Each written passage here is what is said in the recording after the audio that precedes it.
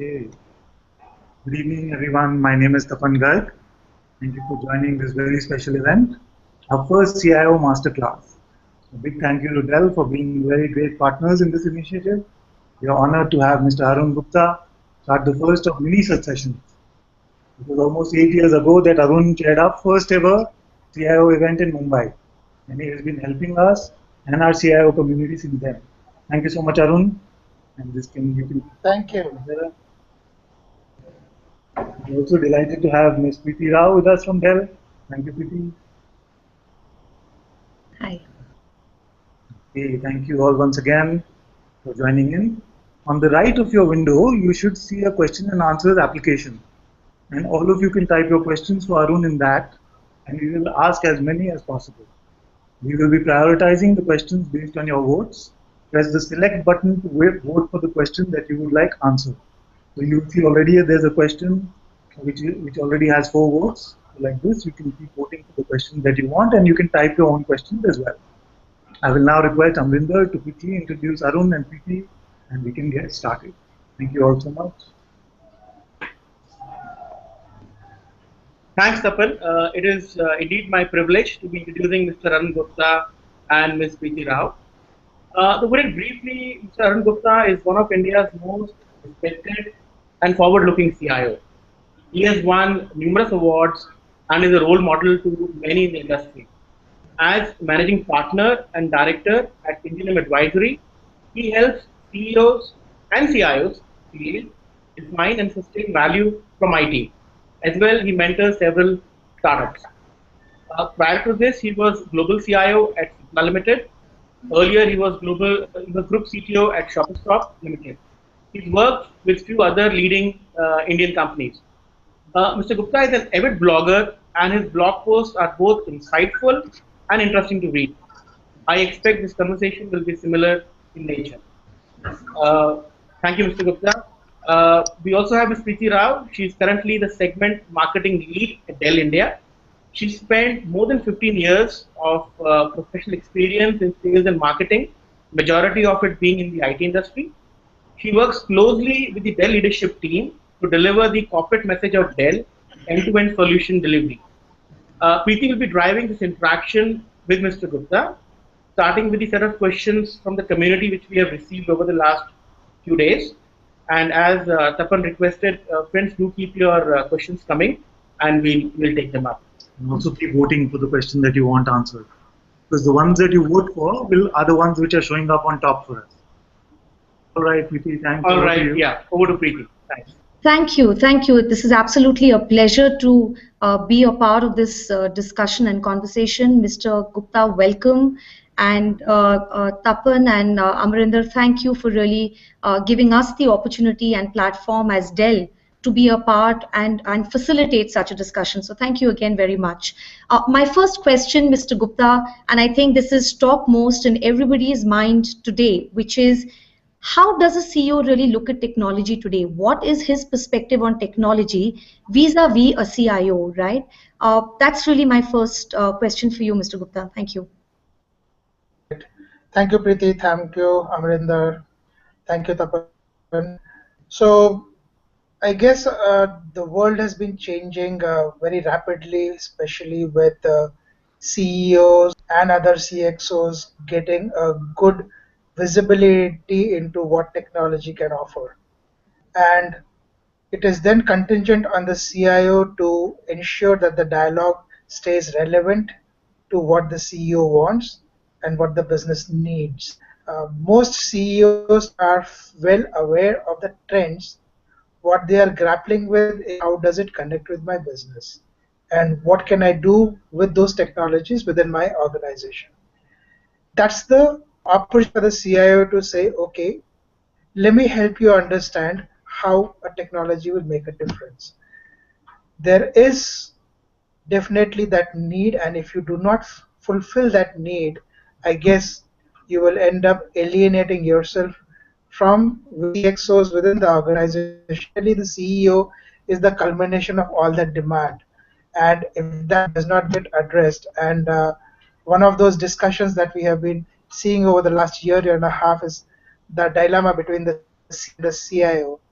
it arose primarily from that fact that the CIO was very, very focused on taking care of the operational technologies and neglected some of the technologies which potentially became disruptive with customers' voices and everything else coming on board.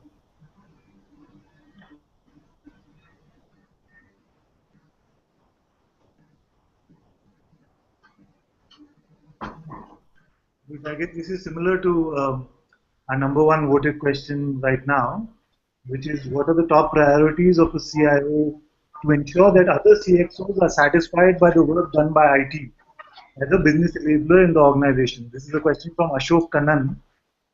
I can repeat it to you, which is what are the top priorities of a CIO to ensure that the other CXOs are satisfied with the work done by IT as a business enabler in the organization?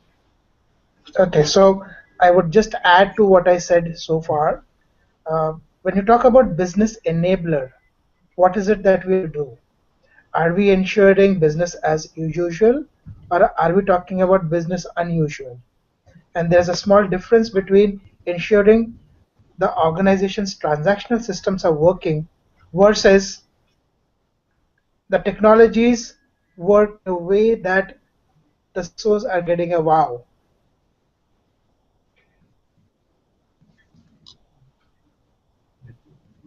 I'm just wondering if the audio is good. It's pretty good for us here, but if somebody in the audience, Preeti can tell us if she's able to hear him well as well. For me, it's been a little off and on, Tapan, but yeah, I think I can closely follow Mr. Gupta. So, Mr. Gupta, thank you for that, and let me lead on to therefore logically to the next question. That there are very few CIOs, as we know historically, that lead to the boardroom of Indian companies, right? To the board of Indian companies, rather. How do you think, and in your opinion, how do you think this can change in future?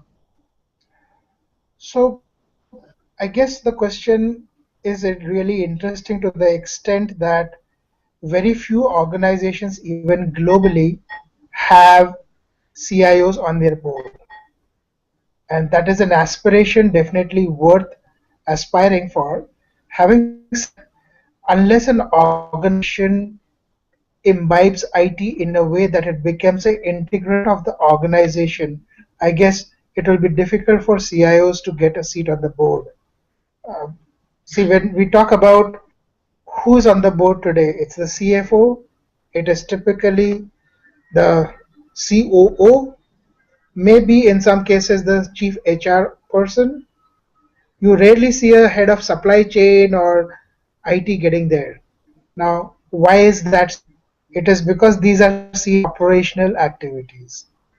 For organizations where IT becomes the business, and one industry in which it has happened very extensively over the last decade is telecom. You probably see some of those movements already happening. I have seen very recently a few global pharma companies making that transition towards getting their CIOs on the board, because as the big pharma companies globally are now struggling to launch blockbusters, those are rarely coming now. It is a function of now how can technology help the organization sustain some of their competitiveness. At the same time, how will technology help in improving profitability?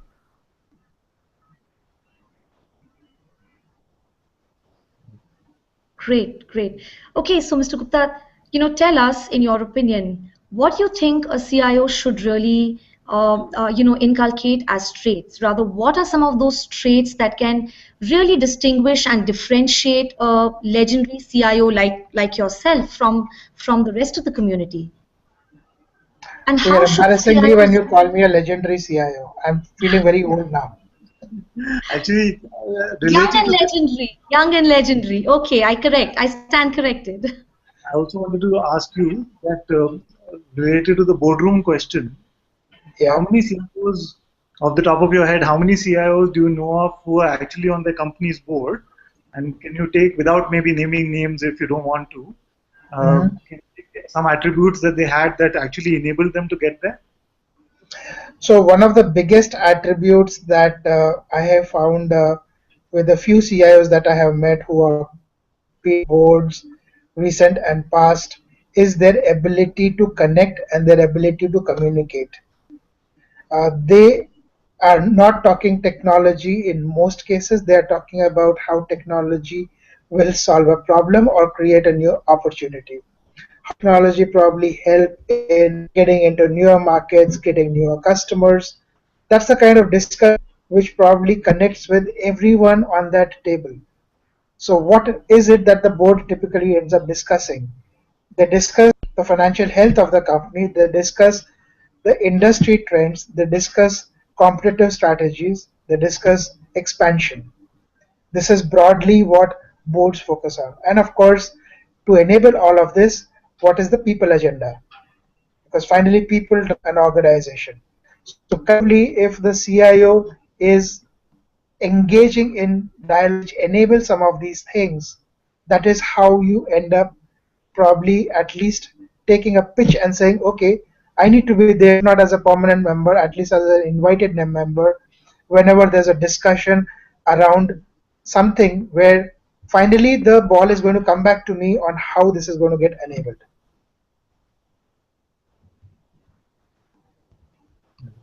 And would you say this captures the question on the legendary CIO? Let's not say legendary, maybe you can say great CIOs as well, or is there something something left out in this?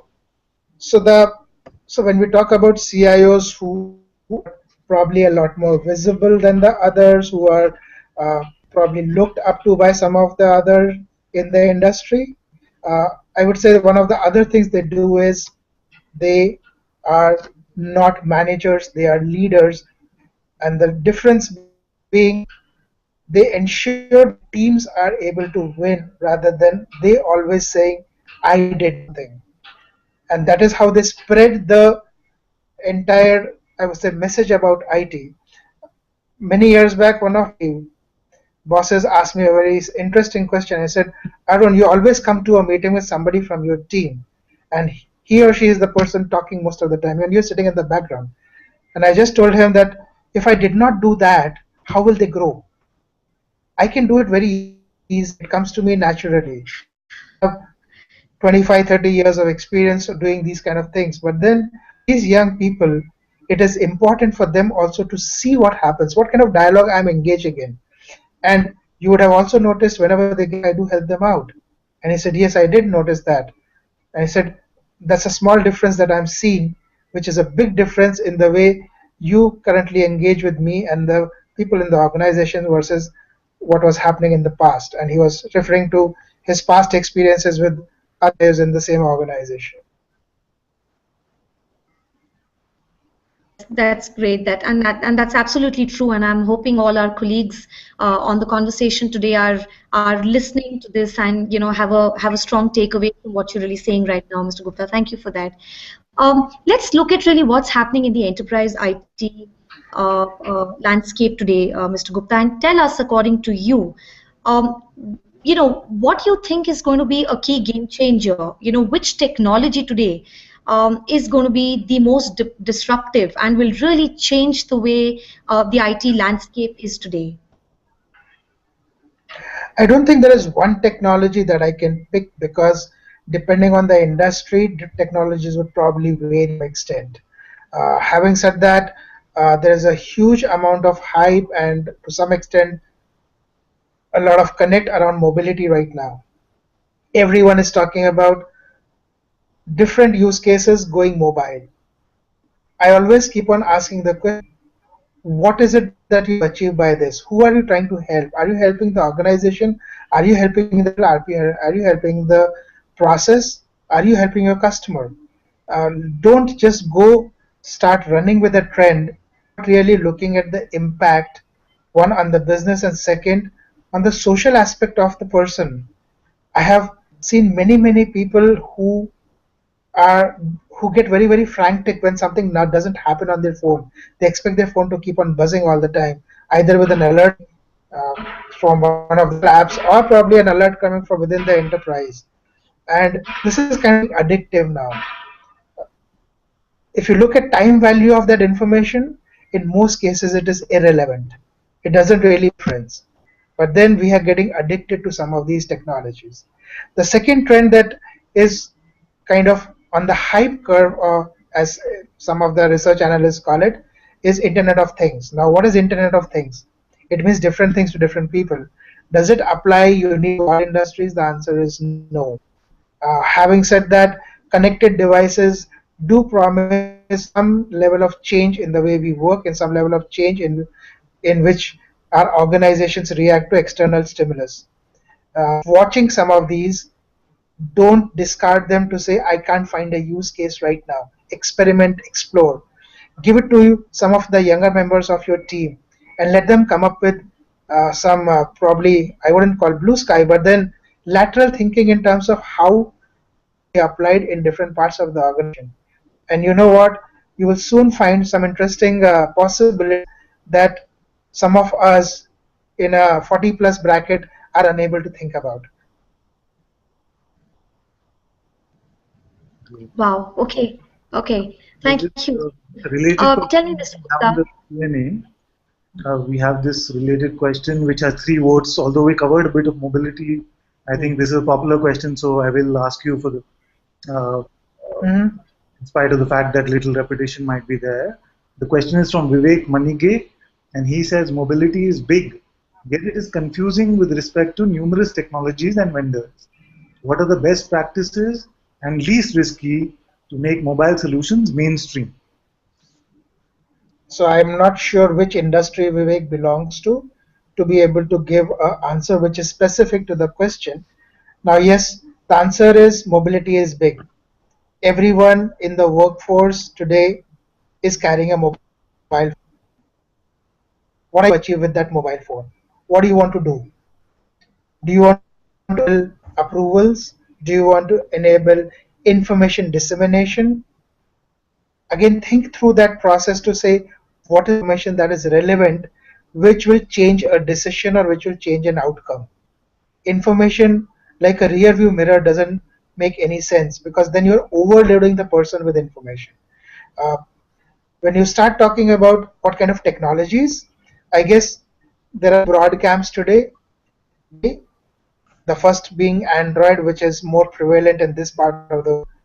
As you go towards the US and Europe, iOS is much, and there is a third competitor like who's slowly and steadily making gains. A report that I was seeing in North America has shown Windows gaining from 2.7% 6 months back to about 3.5% now. And this is a North American survey that I get every month. Having said that, has been falling a bit in the US. iOS has been gaining, and that only happened after the iPhone 6 got launched. Now, the way you would typically approach some of this problem to say which platform should I bet on, I would say unless the organization provides the mobile to the employees, you don't have a choice. You have to build for all 3 platforms. Right. I also get asked the question, should I build native apps or should I use platform where I can write an app once and then deploy across? There are compromises in both. For your consumers, I would say you always write native apps. For internal employees, adaptive design to some extent on the platforms works really well. The compromises are not noticeable to most people. I will not name technologies here because there are many technologies and there are many platforms which are out in the market. It's a matter of choice for the enterprise depending on what is their standards to choose some of them. You want to take this one? Arun, Preeti asked. Preeti, you have a question to go ahead with? Yes, and I have one more question, Mr. Gupta. And let me wear my marketing hat on now. Often we all have this dilemma in our minds. The CIO versus a CMO versus a chief digital officer, for that matter, right? Now, my question really is, who really owns social media today? What is the role each one of these organizations or departments, rather, whether it's IT or whether it's marketing, plays in the space of social media? Who really owns this entire space, and how do you think the spends are going to be like? Because today we're seeing a lot of automation that's happening within marketing in itself, right? What's your views and opinion on this subject, Mr. Gupta? And Arun, be careful when you answer this because Preeti is a marketer. So one thing, I have always been accused of being politically incorrect. Okay, so I will give it a shot. So let us start with the simple hypothesis. Is social media and digital about technology? The answer is yes and no. Technology enables it, but social media and digital is all about understanding your customers, understanding your consumers, and hoping that some of those trends that you are seeing, you are able to influence internally how the organization reacts to them and how the organization builds products and services. And that is of the digitalization of the organization. I would say this requires more of a behavioral scientist rather than a data scientist. One of the struggles I have seen with organizations who invested heavily in digital, they forgot processes in the back end. The internal process is not aligned to the new way the CMO or the chief digital officer is trying to create for the organization. If you go back 10 to 15 years from today, in the dot-com boom, everyone had a contact us. Even today, everyone has a contact us. You send a message and you don't get a response. What does it mean? Or you get an automated response, after that nothing happens. Now, that's just a very, very smart of a digital that a consumer is trying to make with an organization and not getting a response. And when you don't get a response, what do? You go and take your business somewhere else. In some cases, that may not be possible, in which case, use other I would say, social tools to be able to force the organization to react. And I have done that many, many times using some of the social media tools where I got immediate responses. Having got those immediate responses, the backend team was unable to execute. And that again shows that gap between the intent and execution. So when you talk about a chief digital officer, that person has to be a combination of one, understanding insights that the consumers are going to throw at him, trying to make sense out of the buzz that you're going to see about your organization all over the place, and then ensuring internally the organization is able to connect both of them. Now, if you do not do all of this, then you would probably have wasted significant amount of entire digital space without really getting any benefit. 1 year later, 2 years later, when the discussion comes back to say, what did we get out of the entire digital space? The answer, everyone will be wondering, and finally they will get blamed to say, you bought so much technology, the organization got nothing out of it. So the last part of this, who should be the chief digital officer, which I guess gets answered by many, many people in many, many places. I would say it should be the chief of operations, not the CMO, not the CIO, because the person who's going to ensure that the organization is able to run with it. So I'm being very, very different in my answer in terms of who be the chief digital officer. The CIO, of course, can be there if the CIO has that inclination to get into operations, to take on a lateral move within the organization. The moment the CDO hat is worn, it is not going to be about tech, it's going to be about very, very different things. And if that's a career move the CIO wants to take, of course they should go and jump it. CMOs are doing it right now by default because they are the connect to the customer right now. So they are the noise within the organization, and they are saying, okay, I saw this on Facebook, I saw this on Twitter, and then I want to do something about it. But digitization is not just about looking at social media, it's also that has to get ingrained within the organization. And that is where some of those other disruptive technology get together to create an ecosystem which the CIO can probably be the custodian of, unless, like I said, the CIO has an aspiration to get into a larger role, and the C to be a larger role for most organizations who are customer facing. Actually, I have something to add to this. Yes, yesterday I was talking to Jesse Paul, who runs this big marketing community, and we were just discussing this and we were bouncing off these topics. And we realized that a lot of it is also a mindset issue, right? Because we don't know of Yeah. marketers who are actually interested in technology or even the potential of technology. And similarly, we don't know of too many CIOs who really value marketing or understand what marketing is really worth. So this whole debate about CMO versus CIO is kind of wasted because then first the mindsets have to start switching, isn't it? That we start looking at what it really means to implement technology.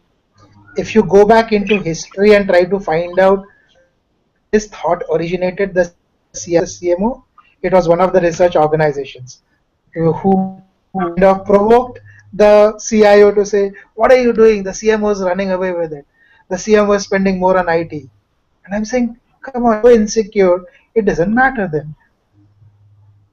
Yes, this for the last 10 years at least we've been hearing about the death of the CIO, but I don't think it's anywhere close to happening.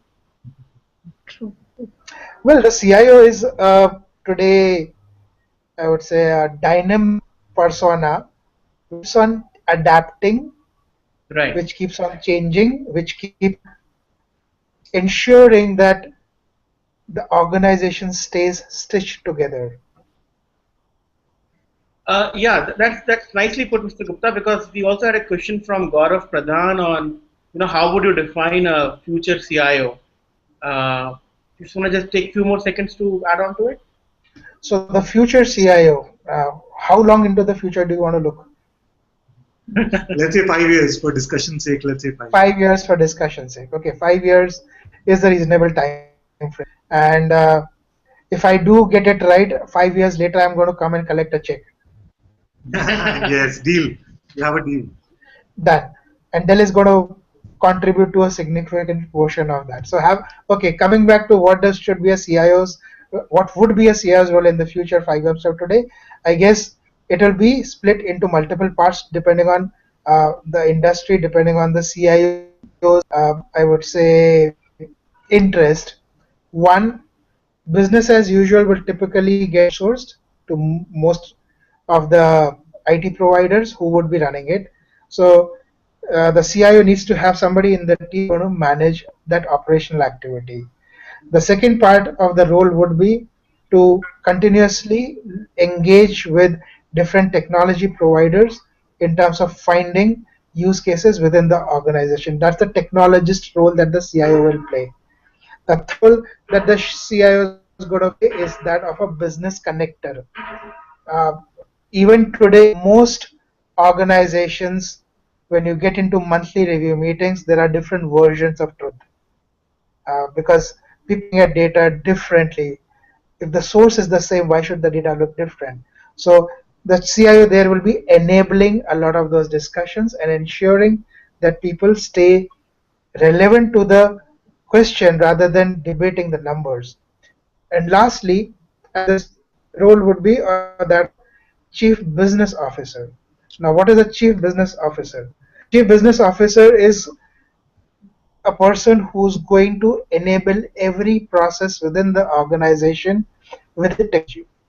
Efficiency is something that organizations will strive for because if 5 years from today, the differentiators are largely going to be experience when almost all products start looking similar to each other.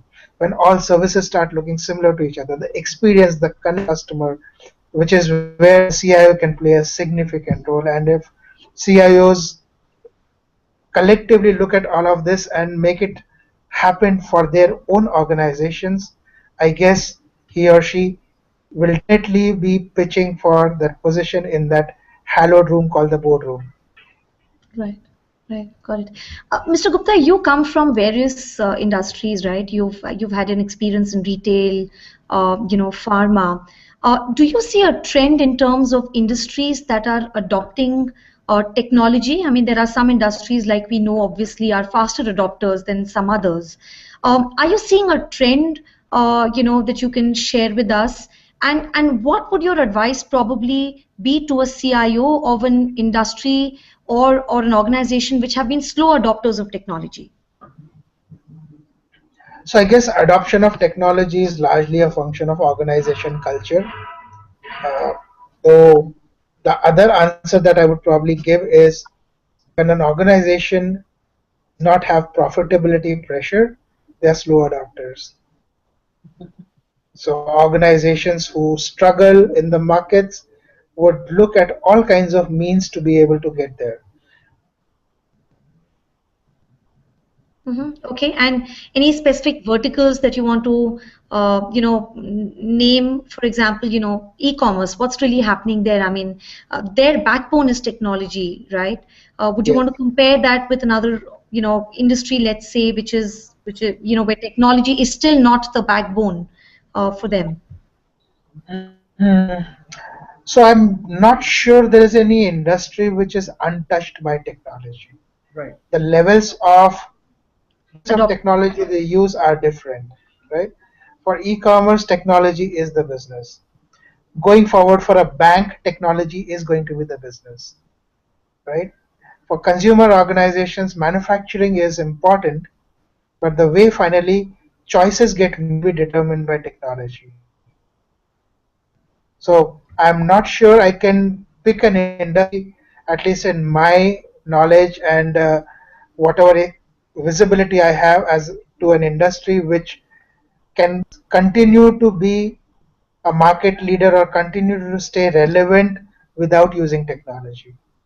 Everyone needs to do that. So some of the organizations like law firms, for example, Absolutely, I were think that's the point. Yes. very, I would say, averse to technology. If you law firm today, you will find wonderful dark brown colored books lined up across the rooms.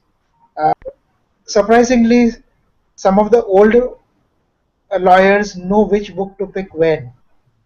For the younger ones, if you have to now go start going through 100 years of cases across multiple courts, it's humanly impossible to do that and remember in which year what happened. And that is where I guess technology has started making inroads even in those kind of organizations which are known to be very, very staid and old school. I see one thing that I would like to answer here in the questions that have been asked. This is by Chandresh Dedia. Right. How important is it for an organization to have a digital roadmap? Is there some kind of assessment tools that identifies digital quotient?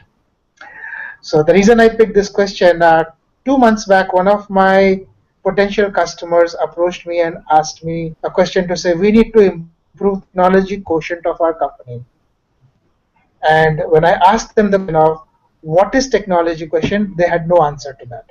So they said, we hire people from all the B schools, the better ones. So the IQ is very, very high. We invested in people and ensuring that they stay relevant. So the EQ is also very, very high. Having said that, when we have a new business opportunity or a problem to solve, we don't think of technology. And that is how they wanted to solve the problem, to say, when people start thinking technology. Now, technology quotient, if it has to improve, what happened? And I would kind of correlate the technology quotient to the digital quotient because it's a very similar kind of a question that is here. You have to start by saying that, okay, who are the decision makers in this organization? What is their connect with technology? What kind of technology they use or they consume? How do they consume information within the organization? And then probably go and create interventions for them where they can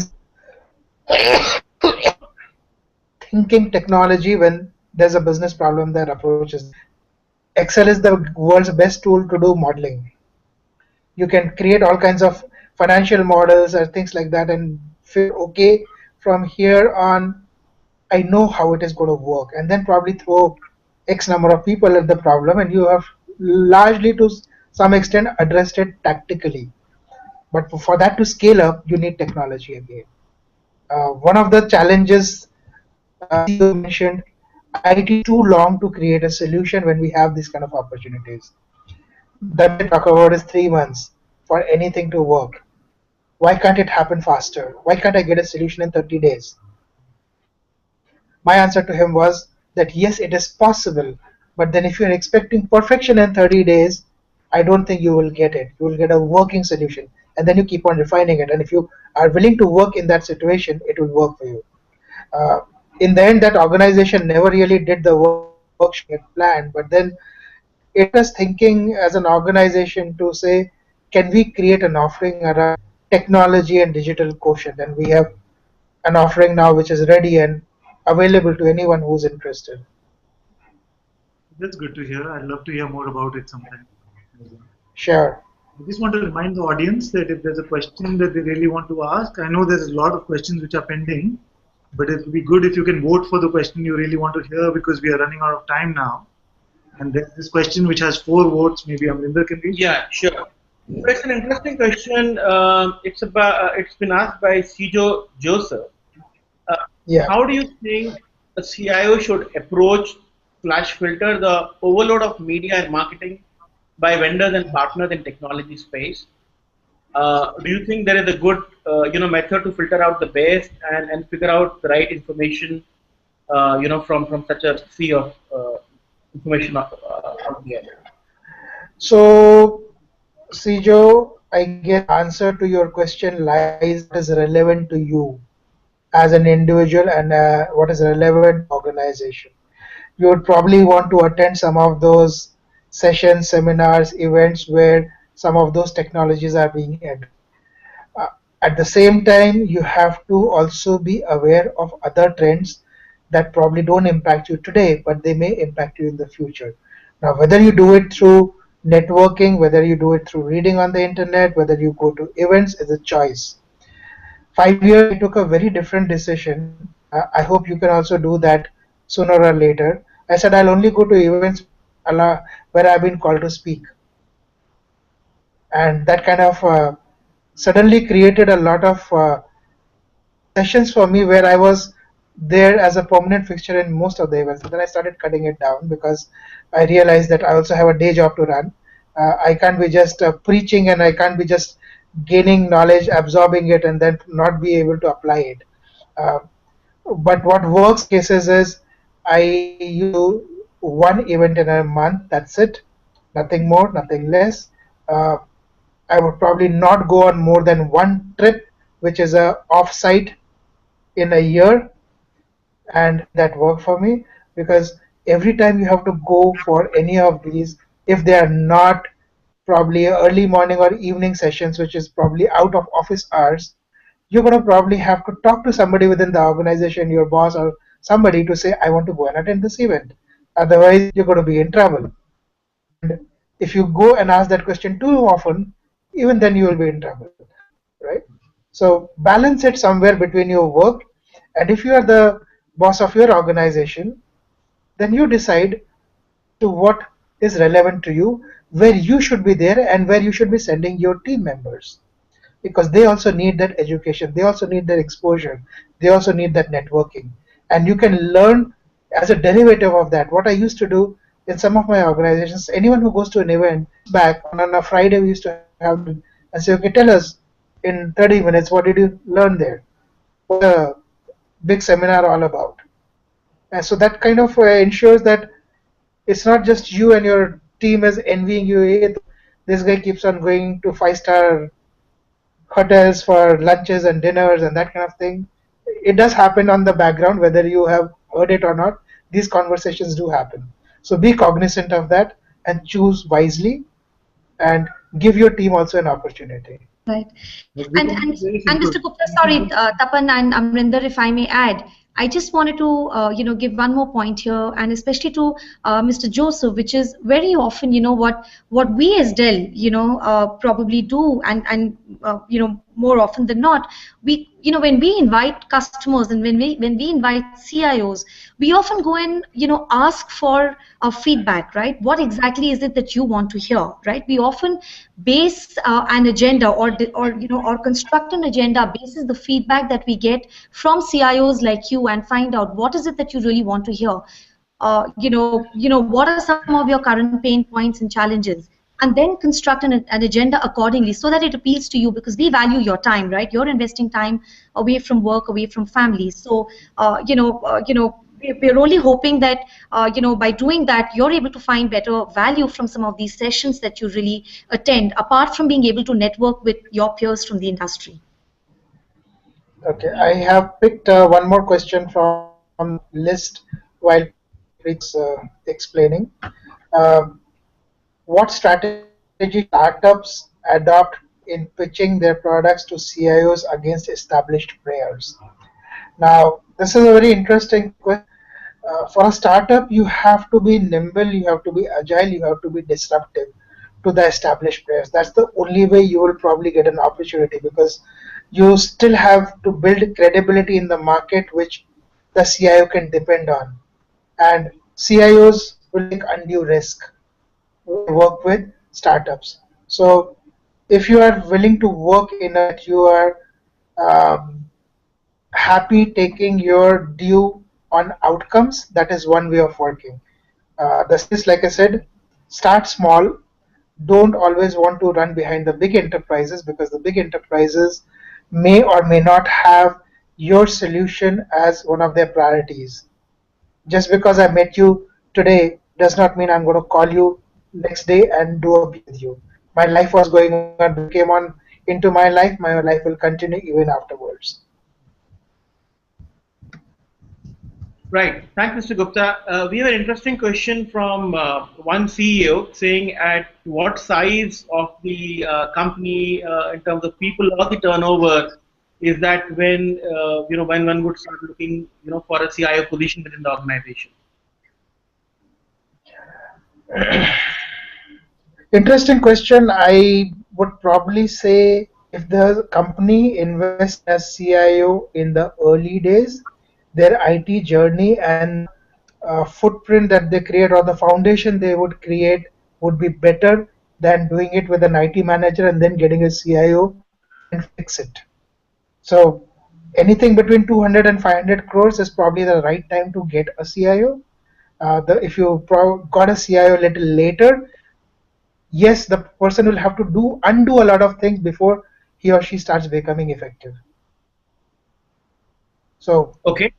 a broad thing, I can't say you can use it as a rule and apply it, but having seen many companies struggle as they scaled up, this is my experience.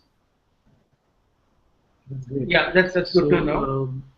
I know there was a question that we liked before we start. We said start broadcast, which you felt will be useful to everyone. So I'll ask that one. Shiva Subramaniam Ganeshan, they said, how important is the IT systems refresh to be taken seriously by organizations? Does this component feature in IT capex priorities?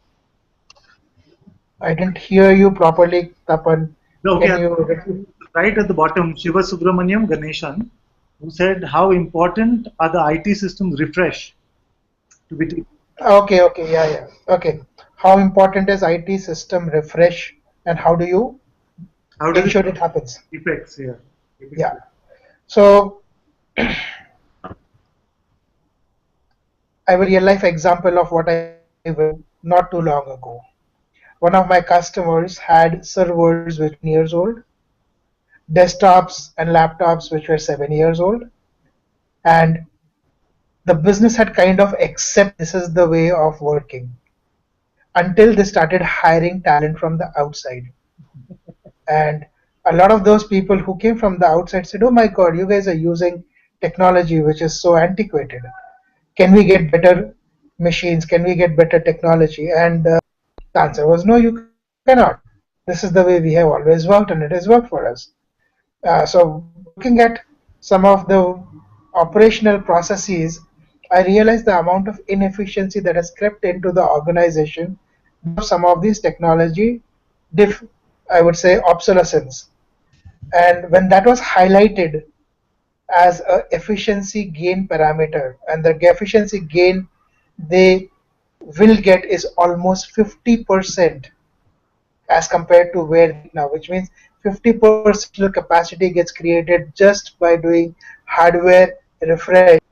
Everyone was shocked, and they have started the journey now, and people are loving it. So when you talk about how do you go and create a capex for that, I guess, pick instances of operational failures within the organization which can be attributed to the legacy hardware. Highlight the moment you highlight them, people remember them most of the time. Say, yeah, we could have obviated that if we had done a refresh. It does not happen right. You will have to fight hard. It is a long battle. Somewhere down the line, you will succeed. So, Arun, just wanted to check, we have time for one or two more? Yeah, we have another 10 minutes max. Okay, wonderful. So there's this question. So whatever we can squeeze into 10 minutes, we can do that. Let's do that. So Vivek Tikku had asked where conventional approaches to determining appropriate business IT solution by a CIO no longer works, like cost price negotiation as a primary tool. How do you find ways of extracting maximum business value use case? Okay, I'm having some trouble reading this. Extracting maximum business use case value out of vendor offerings in the market.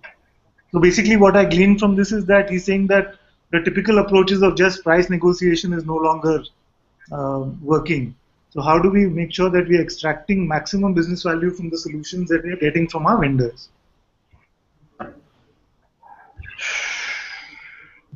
Interesting question.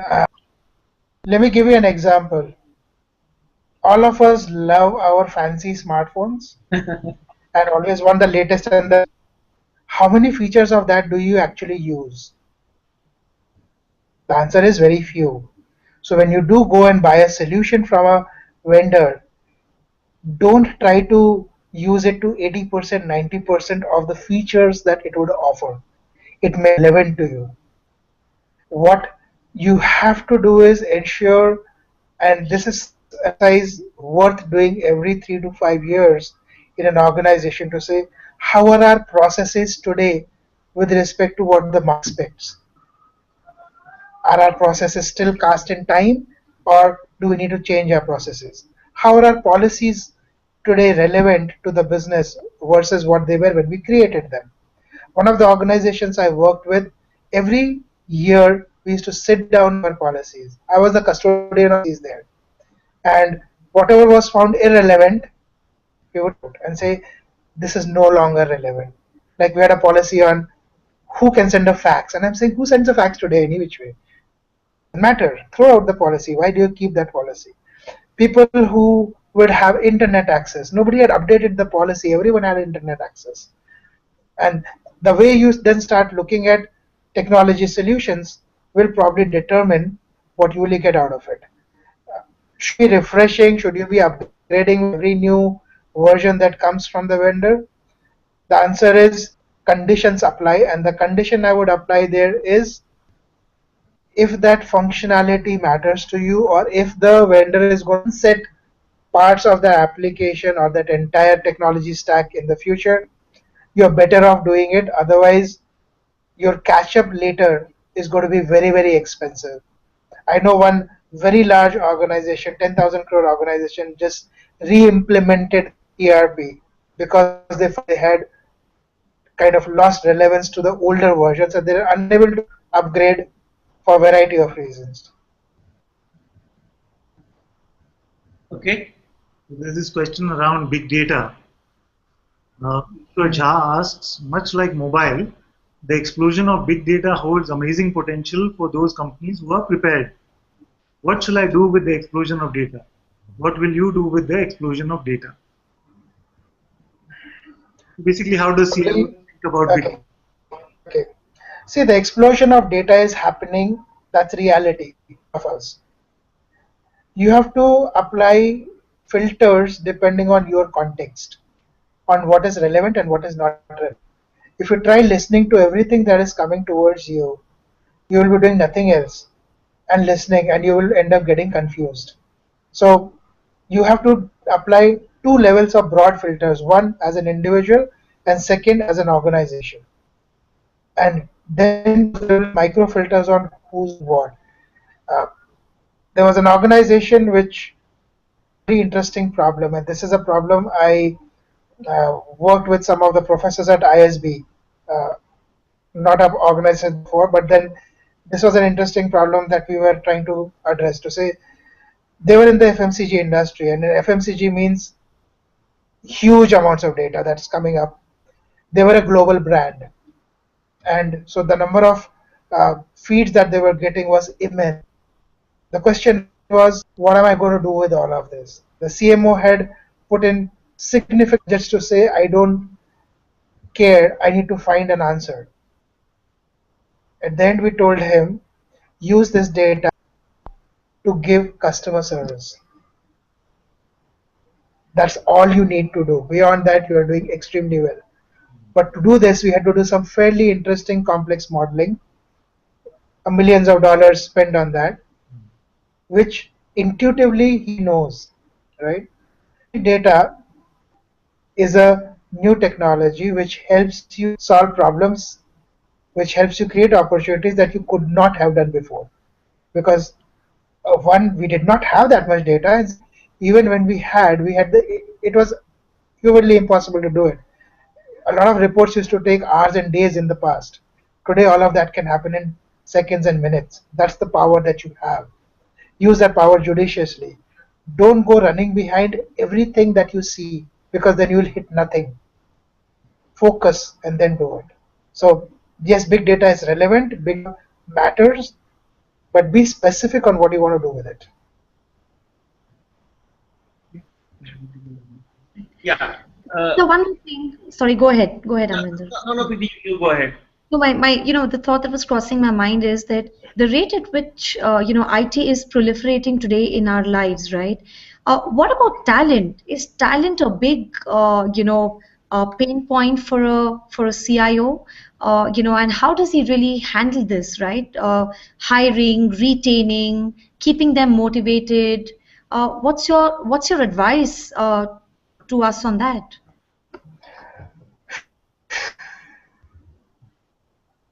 You have to spend significant amount of time that you have as spare time with your team, mentoring them, coaching them, pushing them, letting them fall. Most don't let that happen.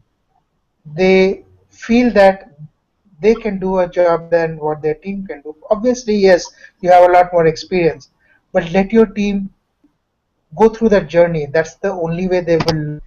You can't teach them all of that sitting in a classroom. You have to let them experience it, because they'll be stronger with that experience. Today morning, I just met somebody who worked with me for 5 years. He's now become a CIO of his organization. And I'm saying, Arun, now I realize what you do. I'm now struggling to do the same with my team. And I'm saying, great, please continue the process, because if you did not, you will never go home. You will never have peace of mind.